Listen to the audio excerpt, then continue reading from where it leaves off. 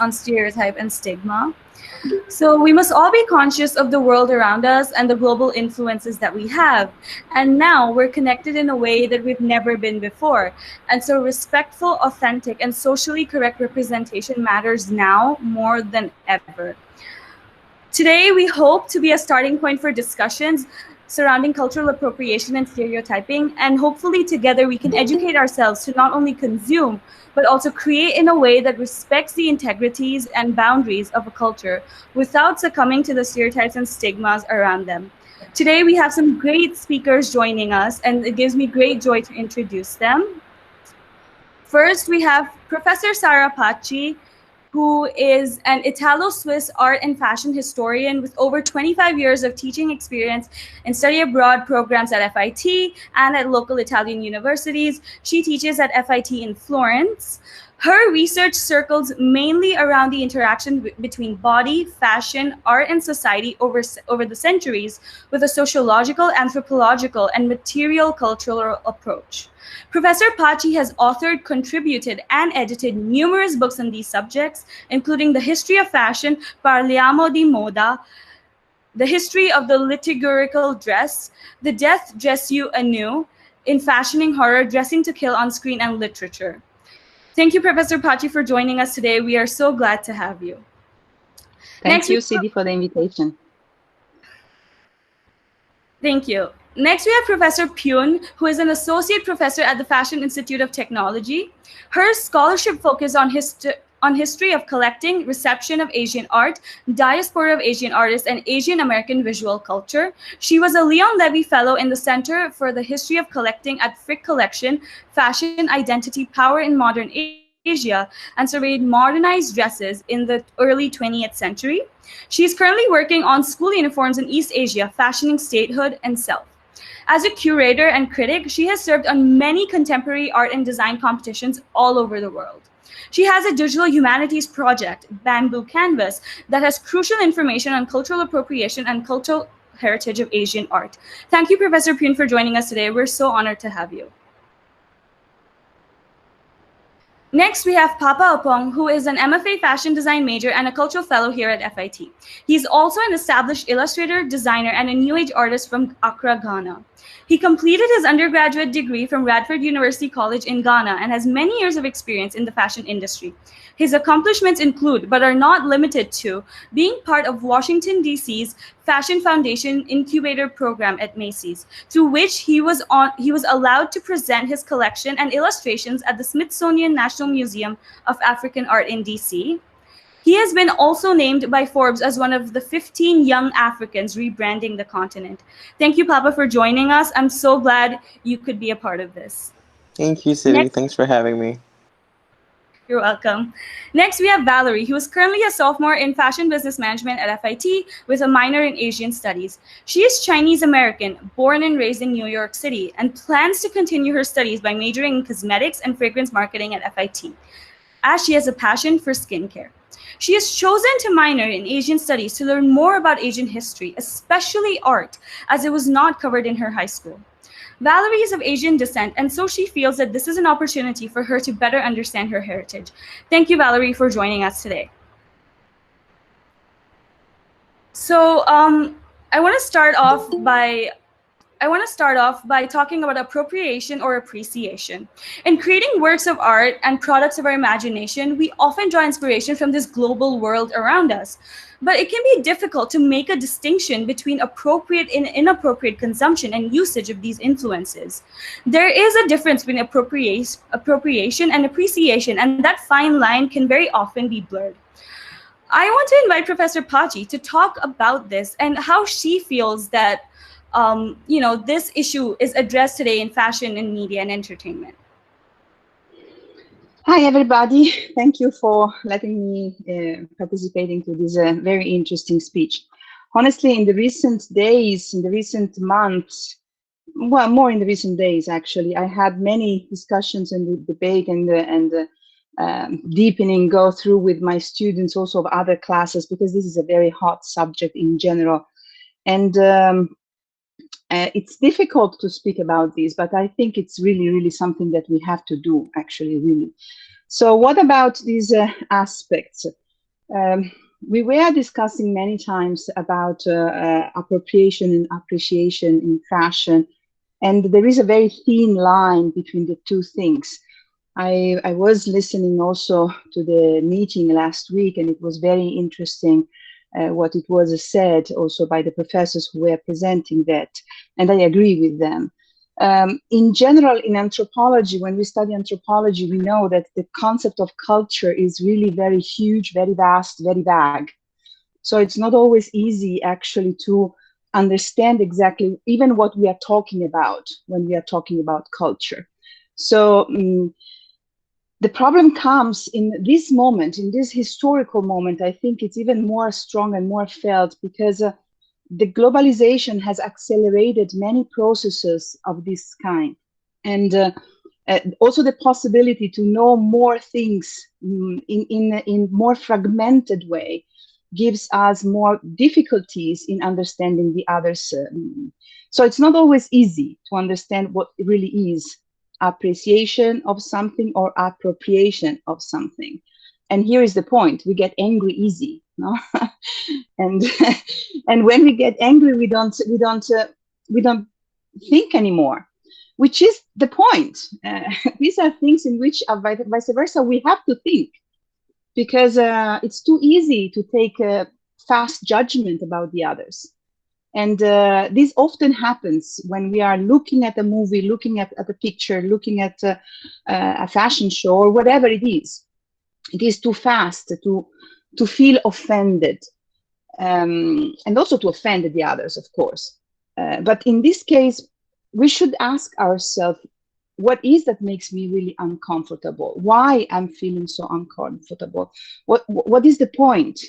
No? And last week, Professor Kawamura, she really said something interesting. I mean, she said, who decide what is offensive and what is not? Where is the risk of doing this? How far can we go when we decide for other people what is offensive or not? She made a beautiful example of the white girl with the chipao. And she said also of the different reaction of Asian American student and Chinese student on the same picture. And I mean, this was really interesting for me, because then I am a tailor now. So when I cut a dress, I know that I have to plan everything up until the end. No, when you have to plan a dress, you start, you cannot cut and go. You have to cut and plan. So a thought also have to be fully understood before to be expressed, which sometimes is not always easy, like in this moment. But anyhow, when we arrive to the extreme consequences of a thought,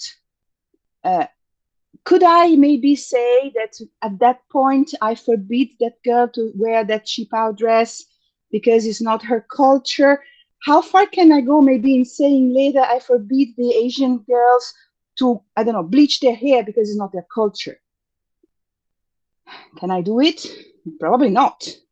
So again, the point is that we have to think, no? where the thought brings us and how far we go. And now I want to listen someone of you, of course. Papa, do you have anything to say to that?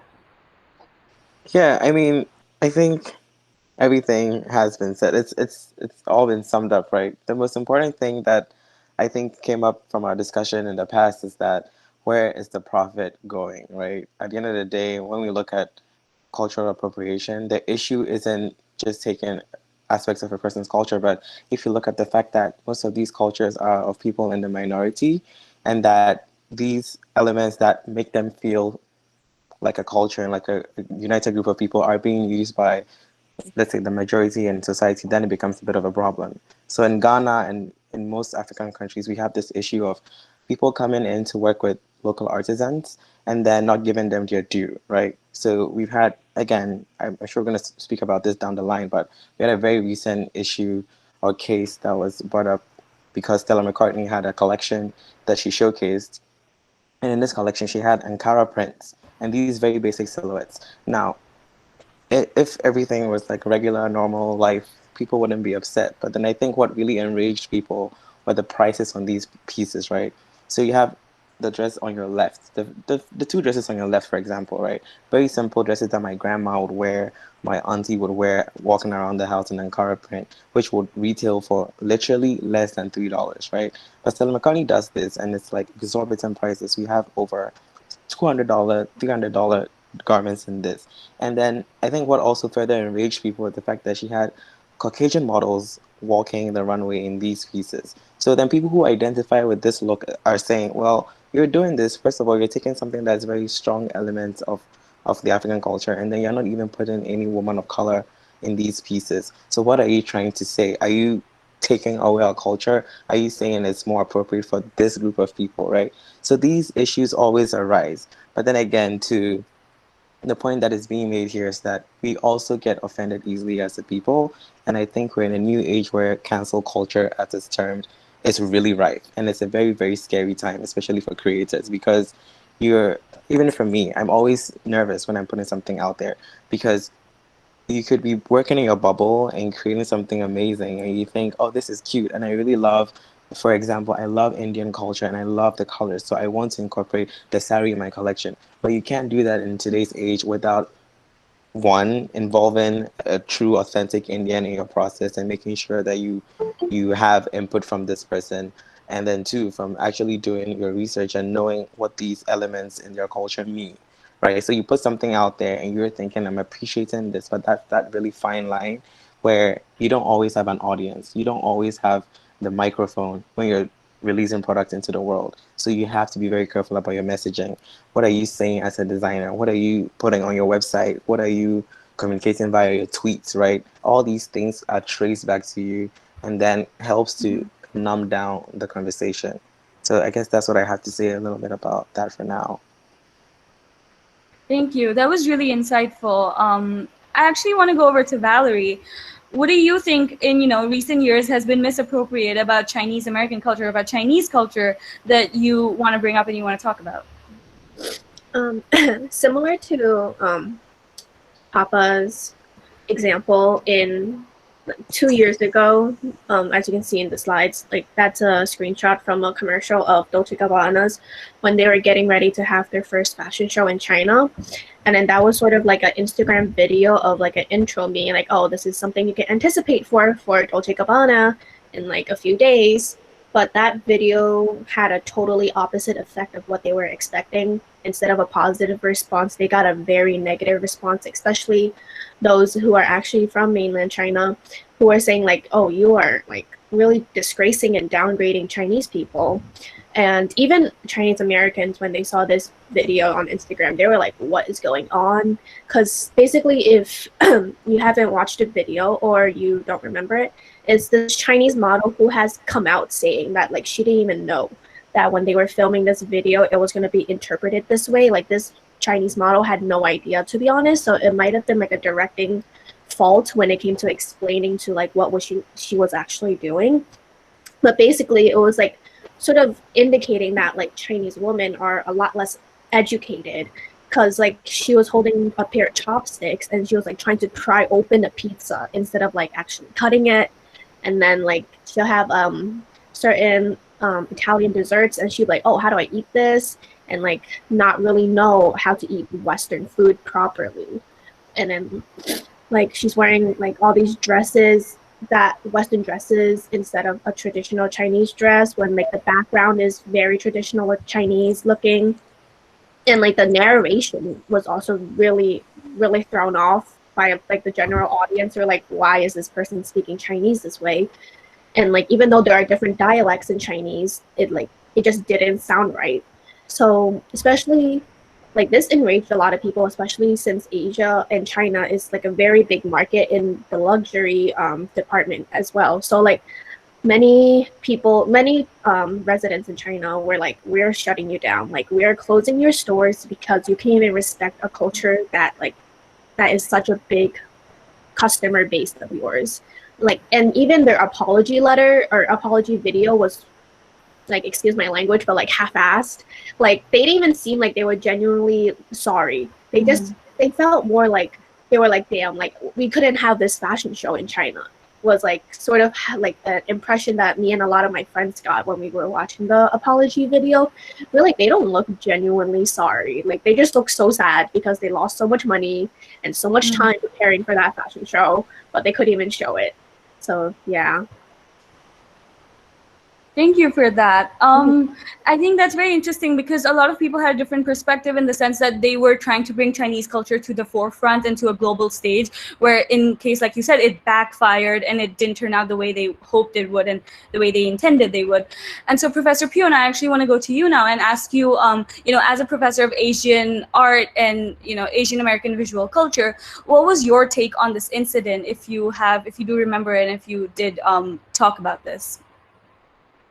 So regarding the infamous Dolce & Gabbana advertisement campaign, as Valerie just hinted, they should have done their fair share of responsibility. Like they must have been acknowledged it. It's like a visual culture, right? Like it can be taken and twisted and interpreted a different manner. And as we all know, in our sexual harassment and other types of training, it is on the side of people who perceived it, right? How they feel it, right? It's not like even though you didn't mean any harm to the listener, if listener felt that way, it is your responsibility and you have your sincerity to apologize, right? Like if they have properly apologized, I think the consumers could have been very forgiving, right? But whenever we see this kind of advertisement campaign which went wrong,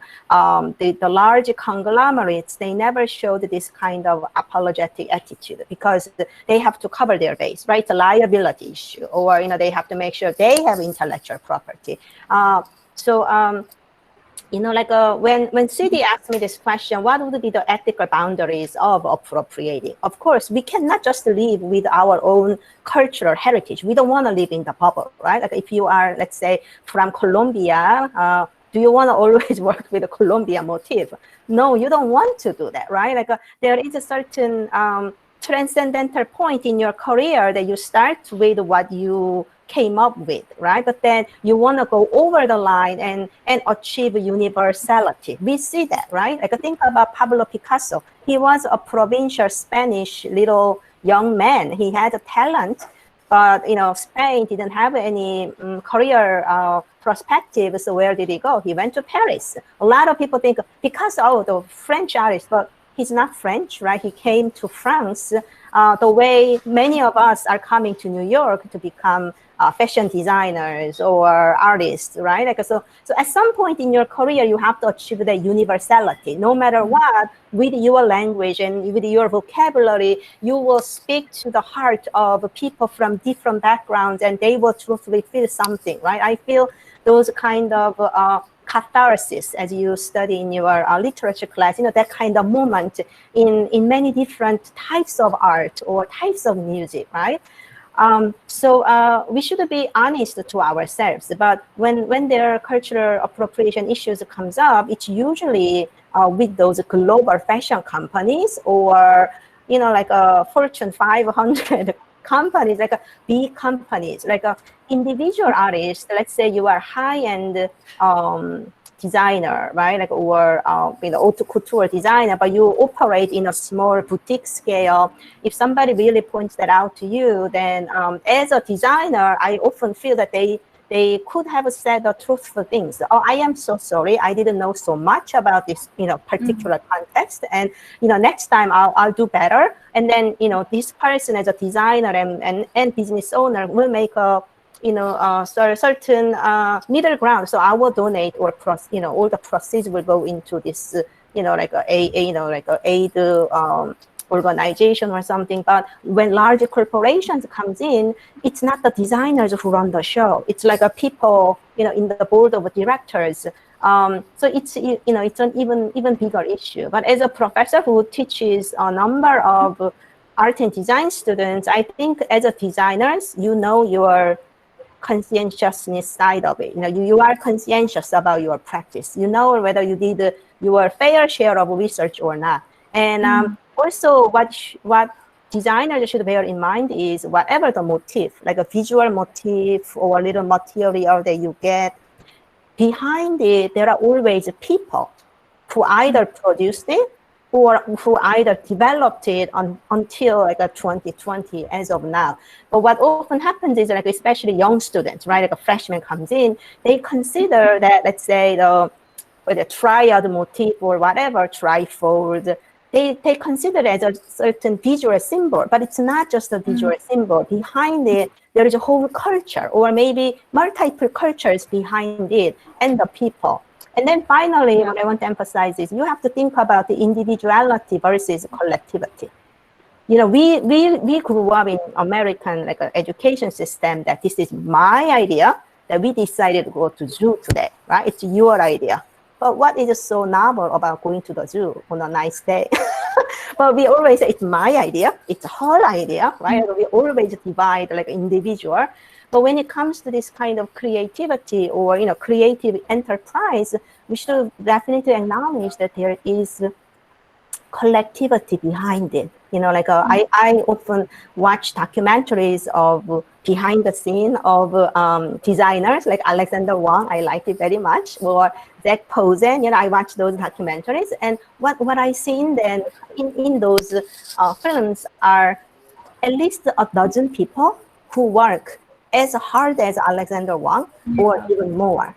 You know, it's the brand name. Like that's what we, you know, people in advertisement want to make it. It's like a creativity, it's individual genius, and so forth. It's Alexander Wang brand something. But behind it, what we see is actually those people are from many different countries, right? And then working really hard, or even harder. And in certain technical aspects of it, these people have more knowledge than Alexander Wang himself, right? So, you know, to my students, I always think about the collectivity versus individuality. Like until the 19th century, a lot of art making is outcome of a collectivity. But now, you know, we live in the modern nation, right? Here we want to give credits and intellectual property. How problematic that intellectual property is. Anyhow, so those are some of my ideas, what I emphasize to students. But you have a bright future ahead of you, and I don't worry so much about FIT students. They do a really good job, you know, thinking about it. But this kind of talk should take place at business school. You know, here in the US, they don't give enough liberal arts education or humanities education to business people. That's why you end up having this. It's all about the number. You know, you have to make a 20% profit out of something, then you acknowledge these things, and it's all coming down to the number. You lose that profit margin down to 10% if you do that. Well, I think designers will do it. You know, that's all. You know, all the designers, whom I met in my career, they acknowledge it. And if I didn't do my research, didn't know so much, you know, behind it, then I acknowledge it. But the Dolce & Gabbana is a really bad example. I really admire the Mr. Dolce. I read his biography, hardworking man, right? All his life, right? Like you know, the backbench, you know, working really hard. But maybe it's business people who made the wrong decision, I think. Yeah, and that's a really good point. Thank you for bringing that up. I mean, this is why we have this conversation.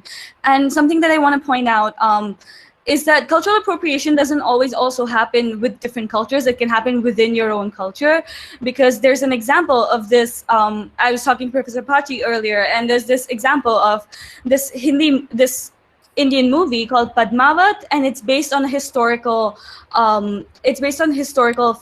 Fiction, as they say. It was about this queen of a city in India many years ago, many centuries ago, I should say, and she was adored and loved by, you know, all Indians in India at the time. And there was this movie made around 2 years ago that was made by Indians in India for the Indian audience.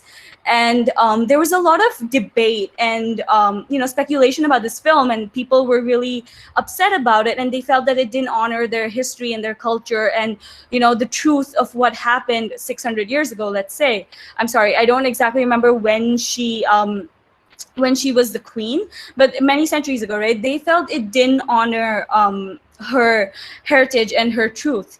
And so there were a lot of protests about this movie, and so that just goes to show as to how within a culture sometimes, you know, you're so caught up in creating like this work of art and creating something beautiful and putting your vision out to, you know, a final product, that you can kind of, you know, not take into account people's sentiments and the feelings they have attached to something from their culture. And I think that is an example of how it can be within one's own culture. But I think also a lot of this stems from stereotype and what we take at face value, because, you know, when we look at images from other parts of the world, or like, you know, when we spend time on Instagram, Facebook, the internet, we see this, I want to say almost a facade, or like, you know, a layer of images and beauty and things that are put out for the world to see, but not many people really dig deep into, you know, to do their research. And I think that's something important, because without proper research and knowledge, it's not right to kind of, you know, include it. And that's when the perspective gets kind of morphed, in the sense that people, it doesn't come off as how you want it to come off or how you intended it to come off. And I think all of your points today, what you've spoken, has really shown that there's different perspectives to everything, as always, but there's also a very, very fine line as to what people consider right and what people consider wrong. And different people have different perspectives, so it's very difficult to please everyone. But at the same time, Professor Pachi, as you know, as a professor who teaches art history and fashion history, I personally have been in your fashion history class. What would you kind of say are the do's and don'ts that we need to take into account while exploring these different cultures and, you know, taking inspiration from other parts of the world? Guarda, can you return to the slide before, the one with the Dolce Gabbana, please? To be honest, this campaign offended even me as an Italian, I would say, because this really was about stereotypes, also of what the Italians do better, no? What do the Italians better? Pizza, mandolino, sex, and what else? Mafia. Okay, these are the four things that we do well in the world. And using this imaginary behind, no, by a brand which is Italian on another culture, but using the stereotypes of both clashing on each other, it was really offensive. So it is offensive even for me as an Italian, looking at an Italian brand, because the stereotypes can be used sometimes also in a positive way. Okay, all the Italians love opera. Oh, okay, make an advertising on Italians do opera. But it can be also something very dramatic if you put together things that are rude, that harm the others, that are offensive, and that are aimed to convey a message of non-tolerance. Really, what you said before, it's true, also Professor Kuhn. What should be reinforced is knowledge. We should understand where are the limits that we cannot overpass. Because the Italians are known for their humor, this doesn't mean that everyone in the world are as humorous as us. So maybe not. And we cannot offend the other people simply because we have a false idea of how much important we are. Because the mistake there was to be presumptuous. To think that the same language that we were able to apply in Italy, if it was, which is not really, but let's say we can, could have been applied also to other places and other moments and other culture, which is not given. So, because we are multiplying on the planet, because the resources, as Papa said correctly, these are things that goes on a business actually. We have also to understand better what we do. So the real core is the real solution is only to let away our prejudice, judgment actually, and understand with a little bit more humbleness actually who are the others, and if the joke that we are doing is something that they would like or not. Maybe if Dolce & Gabbana was going to say as Professor Kuhn said, excuse us, we made a fail. Actually, we were stupid. We didn't understood what we were doing really. Maybe actually this could have been something that that was going to be understood. Everyone makes a mistake. Who is not making a mistake? Everyone, especially when we speak with other people. No? How many of us give very fast judgment about the others just based on their appearance? This is a problem of the fashion world in specific and of our contemporary world in particular. We judge the other by the cover, always. I know it very well. I'm always judged because of my cover, which is not really the one of a top model. So, but this doesn't mean that we have actually to not understand, or not trying at least to understand the point of view of the others. So I want to leave the floor to someone else actually to speak. Please. I just wanted to add also that, like Professor Trutch is saying, right? There's also this issue that we're kind of forgetting, is that diversity and inclusion plays a really big role in this conversation, right? And I'll use an example of mine in class, right? So there's like a predominantly, my class is predominantly Asian. When I say Asian, it varies. It's not just Chinese students. It's Chinese. We have Taiwanese and Koreans and all these other nationalities in class. And then there's me. I'm the only African in my class, right? And it's so obvious to see where things kind of like people cross the lines, some boundaries are crossed. But also, if we had a more diverse class, it will be easy to know when you're crossing a line, because you have more voices stopping you from doing things. So we've had the infamous issue which happened in FIT, which I think it's important that we mention, which happened back in February, which was the graduate fashion show, and the uproar that caused when a model refused to wear certain accessories, which she felt offended her as a black woman, right? This could have easily been avoided if we look at the fact that if we had more of a conversation happening within the internal structure of the program. Whereas if I had been, I didn't, honestly, I didn't see this entire look before it went onto the runway. I would have surely been like, man, this is a little bit dicey. It's really tricky. So it's about including more people in the conversation. If you're planning, if you're a corporation, if you're a business, you have to hire people of different nationalities. It's different if you're trying to sell to one group of people. That's totally fine. That's up to you. Then you focus on one group of people and you do what you want.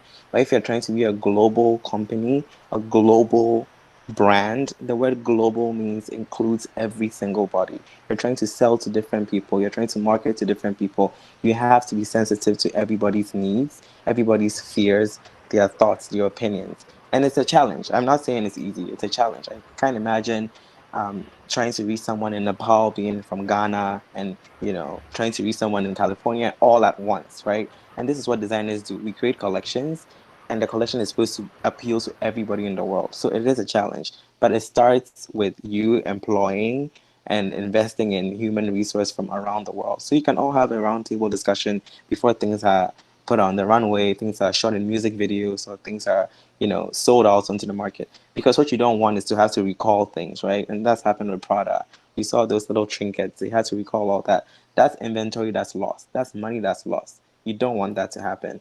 So again, we have to be very sensitive to the world that we live in today. It's not like it was in the 80s. Now everyone has a cell phone. Everyone can access information quickly.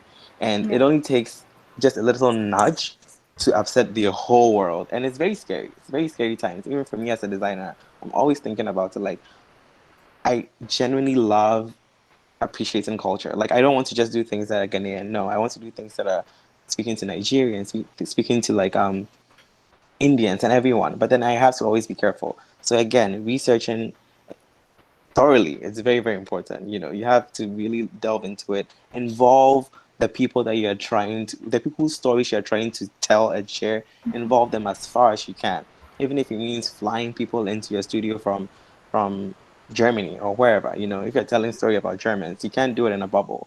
So it's very important that we also think about diversity and inclusion and how important this is to not step on any toes as we create, because designers, we kind of like to be stubborn and just do things as we want to do. But it's a new age, it's a new era, and we have to be careful. Everything is our responsibility as designers. So no one else is going to take the blame at the end of the day. So that's a little bit of advice that I wanted to share.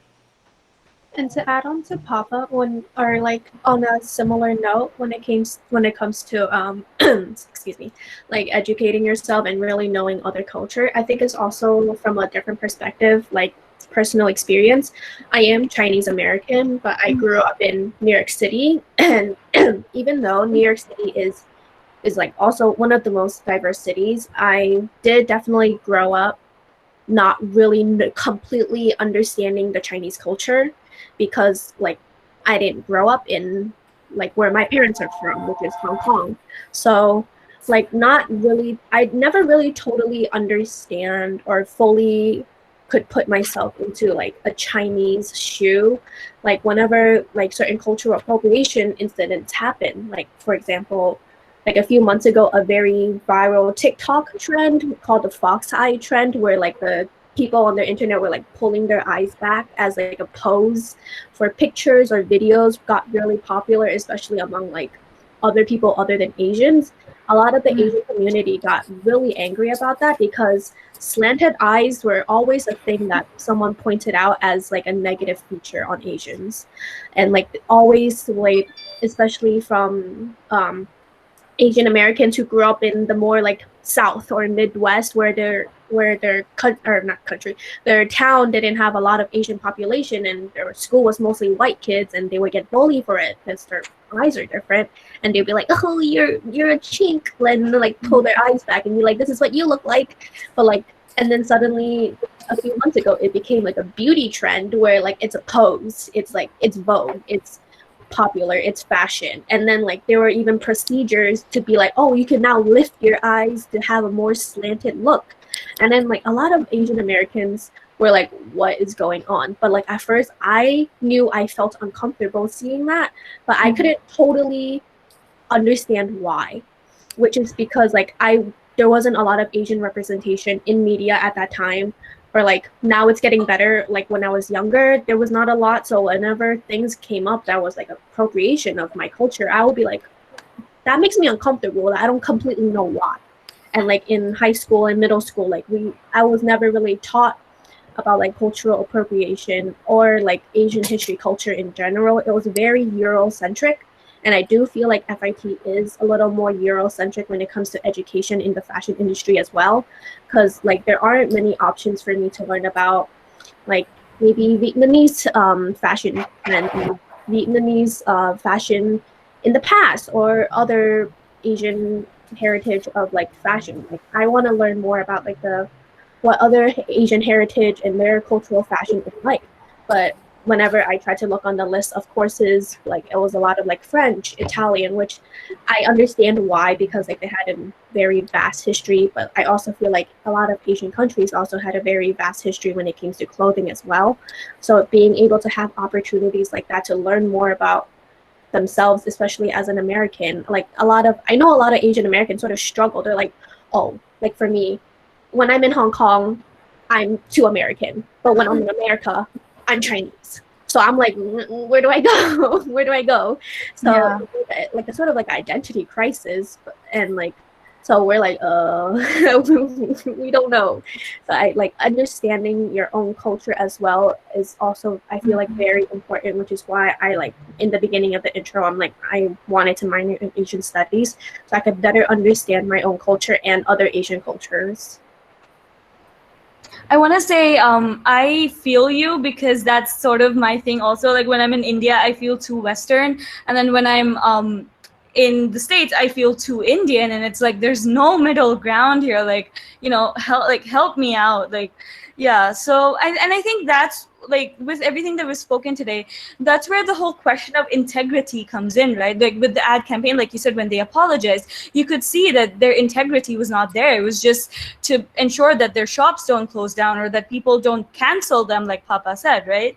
So it's so Professor Pune, I actually want to talk to you about like how important do you think integrity is with something like this, and do you think, you know, having being honest and being truthful and being remorseful and genuinely, you know, sorry for doing something wrong, do you think that equals it or neutralizes it or makes it okay? What is your stance on this? Because we can all make mistakes, but you know, the integrity is what matters at the end of the day. And what do you think about that? So integrity is the beginning of a new process. So maybe you are like, let's say for 2020, you know, 2022 collection is over. So that's behind. But when you start over, you should not make similar or, you know, same mistake again, right? But what I'm saying is we've seen that Stella McCartney or, you know, Dior, you know, utilizing or exploiting ethnic motifs before. We've seen over and over again. 70s, it was huge, right? 80s, we've seen this incident, and it keep occurring. So that's why they are under, you know, great criticism. And, you know, sometimes the future is so grim, but we have a new generation of people, and consumers should be more politicized, as if you are choosing the right brand for your own integrity, for your own brand. Clothing would be the same. So well-educated, like, you know, high-earning people should make a, you know, wiser choice, right? We also, you know, we already begun our process of not over-consuming, right? We try not to buy too much clothing or too much, you know, too many products. So that's the future, so education. But when it comes to integrity, it's not your like a card of forgiveness. It's not, you should not use it for that, but it is your learning process. And, you know, you want to design another 50 years, right? Like a Pierre Cardin, for example, he's still alive. I thought he's a long time dead, but he's still alive. But, you know, you keep making things, right? And you learn the lesson and you have to move on. And education does not stop. I mean, people are laughing, but I have my list of, you know, like designers or artists, and then usually birth year is written and the death year is empty. But for the past couple of years, I am feeling their death year. So anytime soon, you know, I am paid died. You know, those people, it's changing, but you know, it's your attitude toward your whole life. Integrity is not just for your professional ethics. It's, you know, it's a decision for you know, everything. So you know, if you say, you know, what would be the, you know, the to-do list, you have to always think about the first that, am I thinking of this as a design motif, or is it like a part of my creative idea, right? You should be able to defend it. And then moving on, that, you know, let's say you used some sort of like Missoni design from the 70s. Then you should ask, you know, why am I, you know, particularly drawn to this 1970 Missoni design? You should have your own reason, right? Then you move on. Then you have to also think that, is it exact copy, or, you know, which part did I alter? That there will be some of your ideas, you know, it's the same similar orange, but this year it's a different orange because the particular orange that you chose probably have some meaning to you. I don't know, but it will be your own meaning. You know, you should be able to check, you know, every step of your creative design or creative process. It's called the vetting process, right? Like something. So if it goes into the gray areas, oh, I should probably drop. You know, that particular orange is very close to the orange suit of incarcerated population. Do I want to go here, or should I slightly change the hues? You have many options, right? So I think that's your responsible creativity. And when, you know, vetting process is important. So even though you operate in a small scale or a large scale, you must have a group of fair critics and judges, somebody who can think with you, right? Like as Papa said, collectivity is better than, you know, like one person making all the decisions.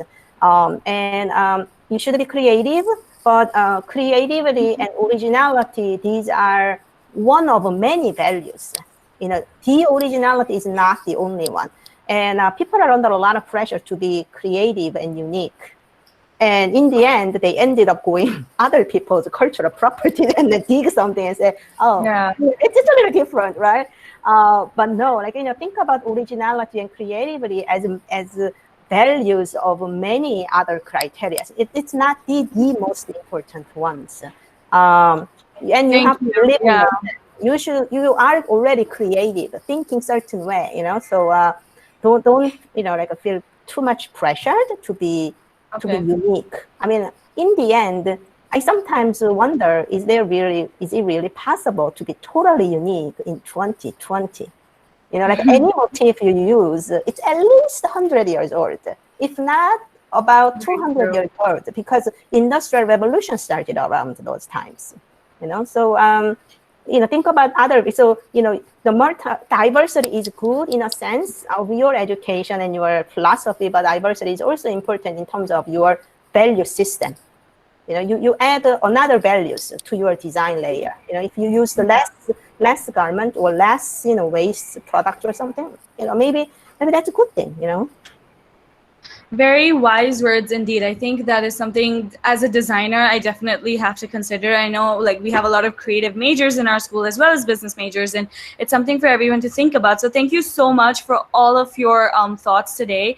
I hope we all have taken something from this talk, something personal, something we can implement when we work and we go out into the world and contribute to society. I want to open up this time for questions. So if anyone listening in has any questions, you can put it in the chat, and you can also speak up. We encourage both, and we would love to. Yes, Audrey, do you want to go? Yes. Perfect. Hi, everyone. I'm Audrey. I'm also a culture fellow with CD and Papa. I just want to brought up the Dior cruise line, if you want to go back to the... Sure, yeah, so interestingly, I'm actually originally from Indonesia, and it's really, really famous with batiks and ikat, and it's really, really our proudest moments. And to see Dior Cruise 2020, the reaction is probably shocking because most of Indonesians actually love it. We love this line. We just love it. But then the thing that you don't know is that apparently, let me read this. Maria Garcia Chiuri, the creative director of Dior, she contacted the Indonesian ambassador in France to include kain endek, a traditional Balinese cloth, for its spring and summer 2021 collection. And the reason was because Dior wanted to shine the spotlight on Indonesian craftsmanship, and especially the female weavers. That is not really shown in the media. I don't know why, but as an Indonesian, for me personally, I feel really proud. And really, my mom was she was so excited. My mom is like, oh my gosh, Dior is inspired by batik. Dior is inspired by wax art. And it's just a sort of prideness, we actually enjoy. I don't enjoy. Yeah. Dior is using our appreciate it.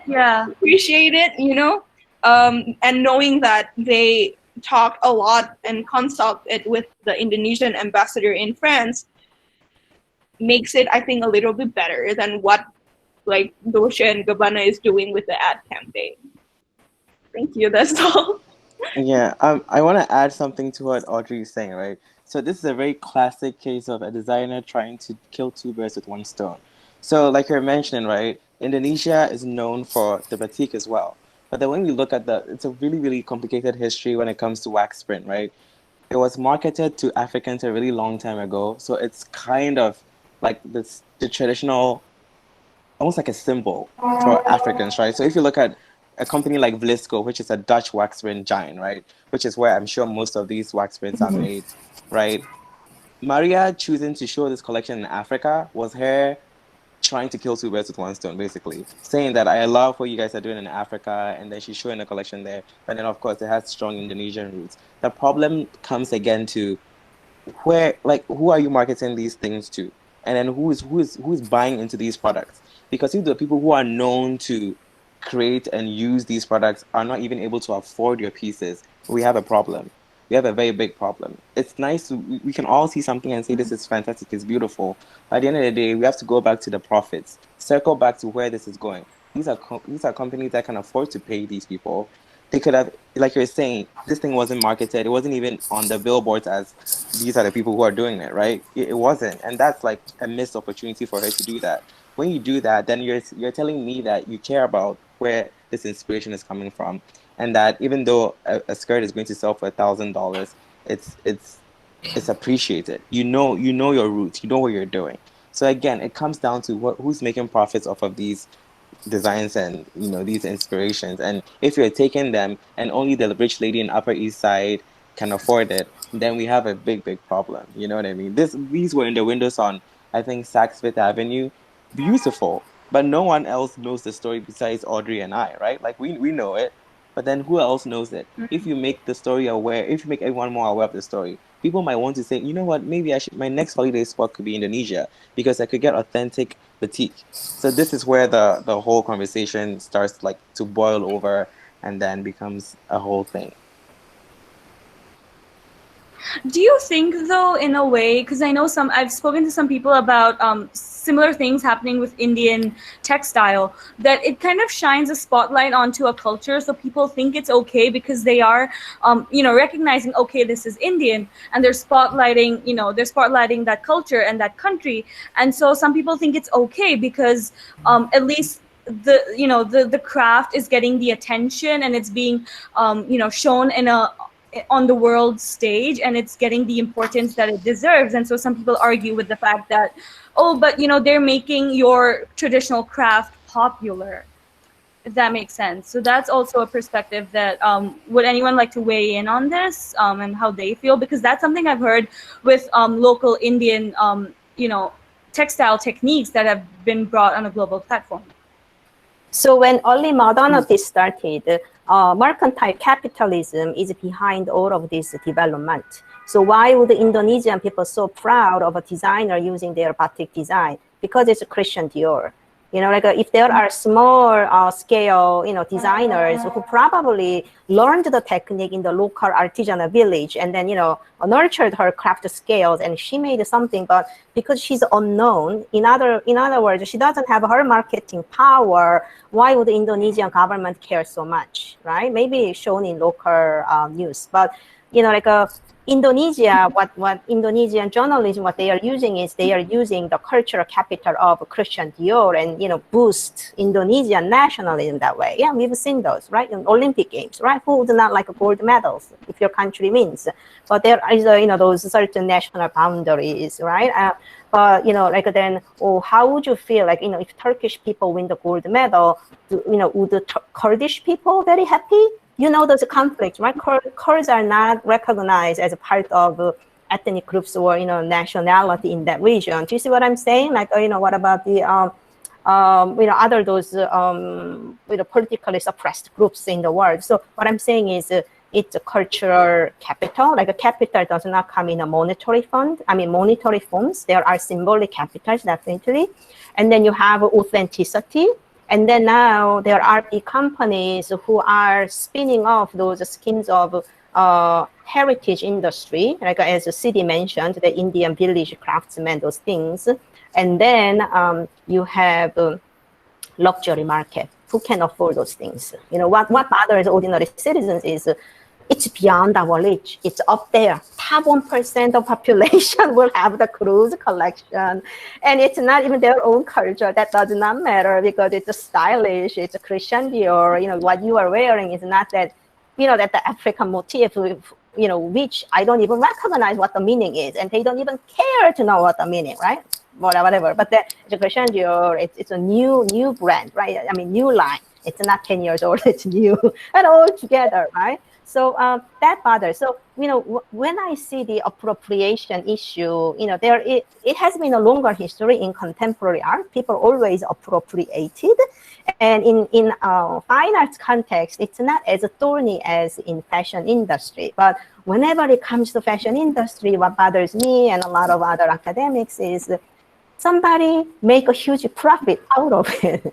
That really bothers us and other people. So, in my own class, we also think about constructive and exemplary cases. There are those cases out there too. And what I am thinking is, do you know Donna Karan, who collaborated with Virgil Ortiz? Virgil Ortiz is a Native American designer. You can search for Ortiz. He has very geometric pottery design, and then that went for Donna Karan's like a simple silhouette dresses. But he was recognized by providing those prints, and Donna Karan gave, like a credit to him. So, as a art historian and curator, I want to see more of those acknowledge the collaborative effort. It's okay to acknowledge, not even okay, it's even more encouraged, because one person cannot do all.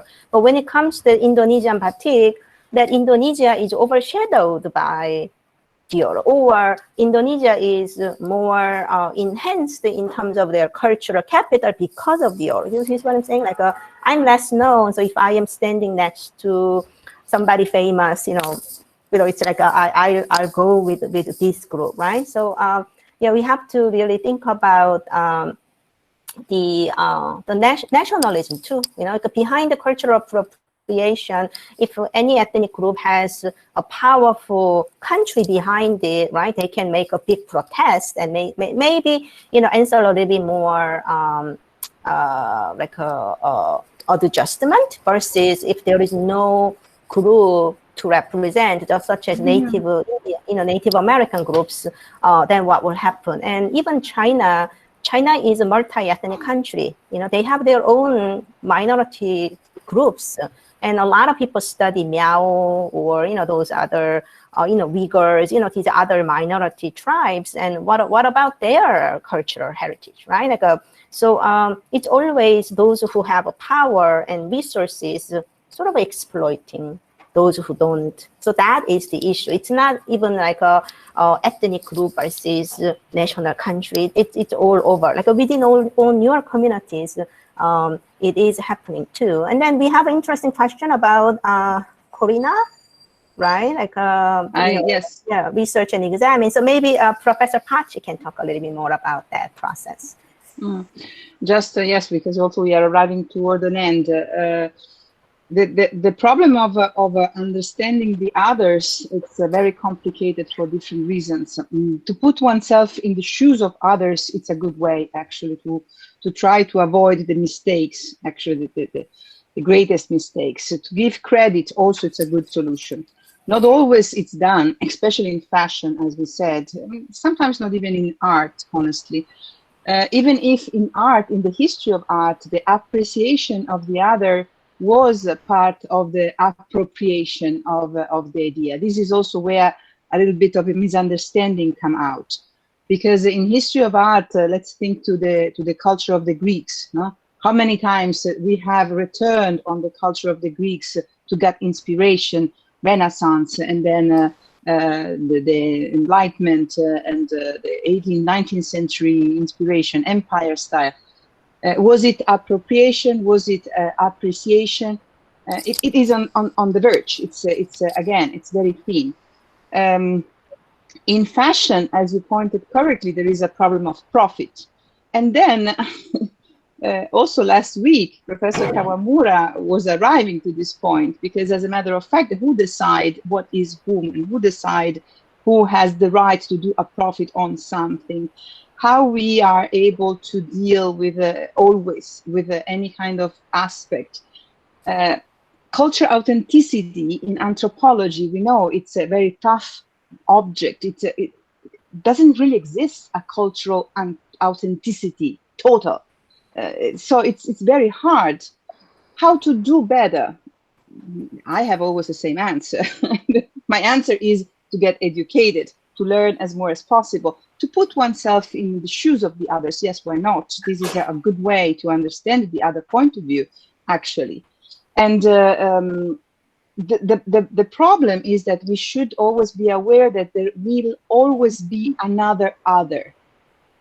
Someone else that it's the risk to be exploited, or that has the risk to be the minority of the moment. Today is, I don't know, the color of the skin. Tomorrow will be, I don't know, the curly of the hair. It doesn't matter, because the business is done on the profit, and the profit is done often on the exploitation. So let's talk true. I mean, in fashion, this is the point. If you want to make a profit, you have to gain somewhere. So that's a big problem of the entire fashion system. So we should not really treat the symptoms, but we should go to to cure really the problem.